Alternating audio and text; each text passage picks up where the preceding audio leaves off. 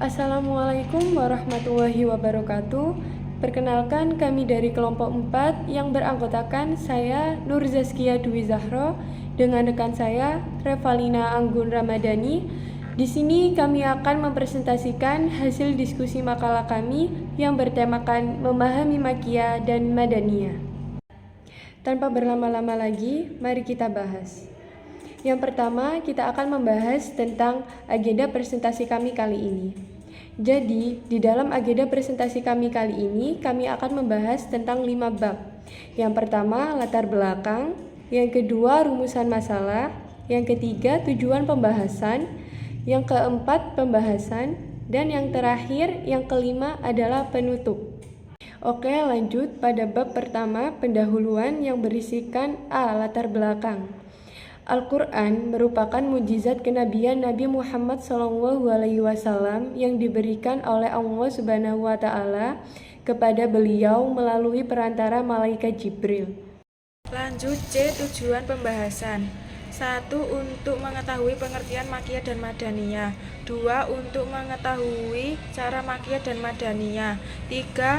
Untuk ciri spesifik dari Makkiyah dan Madaniyah. Yang kedua yaitu tujuan pembahasan. Yang pertama untuk mengetahui pengertian Makkiyah dan Madaniyah. Yang kedua untuk mengetahui cara Makkiyah dan Madaniyah. Dan yang terakhir yaitu untuk ciri spesifik dari Makkiyah dan Madaniyah. Pembahasan A. Pengertian. Makkiyah adalah suatu ayat yang diturunkan kepada Rasulullah SAW sebelum beliau hijrah ke Madinah. Sedangkan Madaniyah adalah ayat yang diturunkan kepada Rasulullah SAW setelah beliau hijrah ke Madinah. Para ulama membagi ke dalam 3 kelompok madzhab dalam menurunkan ayat-ayat Makkiyah dan Madaniyah. Ketiga kelompok tersebut antara lain: 1. Dilihat berdasarkan tempat turunnya. 2.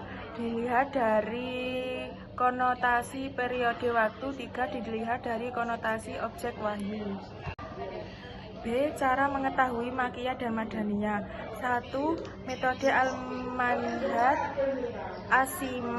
asimai an-nakli. Metode berdasarkan pendengaran dan metode periwayatan dengan mengkaji sebagai riwayat yang sah dari sahabat Nabi yang masih hidup yang melihat ketika diturunkannya wahyu tersebut dari tabi'in mengetahui dan meriwayatkan. Maka metode ini menggolongkan Makkiyah dan Madaniyah dengan melalui karakteristik suratnya. 2. Metode al-manhaj al-qiyasi al-ijtihadi. Metode ini menunjukkan metode yang didasarkan pada ciri-ciri karakteristik surat dalam Al-Quran. A. Ciri spesifik dari ayat Makkiyah. Yang pertama, di dalam ayat Makkiyah biasanya berisikan tentang ayat-ayat yang pendek. Yang kedua, di dalam ayat Makkiyah biasanya terdapat kalimat sejeda kecuali dalam surah Al-Baqarah. Yang ketiga, dalam ayat Makkiyah biasanya lebih menekankan pada hal akidah. B. Ciri spesifik dari ayat Al-Madaniyah. Yang pertama, di dalam ayat Al-Madaniyah biasanya berisikan tentang ayat-ayat yang panjang. Yang kedua, di dalam ayat Al-Madaniyah biasanya berisikan tentang pembagian hukum, sosial, hukum internasional. Yang terakhir, di dalam ayat Al-Madaniyah biasanya berisikan tentang percakapan para ahli kitab. Lanjut penutup. Yang pertama, kesimpulan. Ilmu Makkiyah dan Madaniyah merupakan bidang kajian yang membedakan fase penting yang memiliki andil dalam membentuk teks. Adapun karakteristik ayat dan surat Makkiyah antara lain. Yang kedua, saran. Setelah mempelajari ilmu Makkiyah dan Madaniyah ini, maka diharapkan para pembaca mampu memahaminya dengan baik. Dengan adanya ilmu ini, diharapkan juga kita menjadi manusia yang selalu menjaga dan memelihara Al-Quran.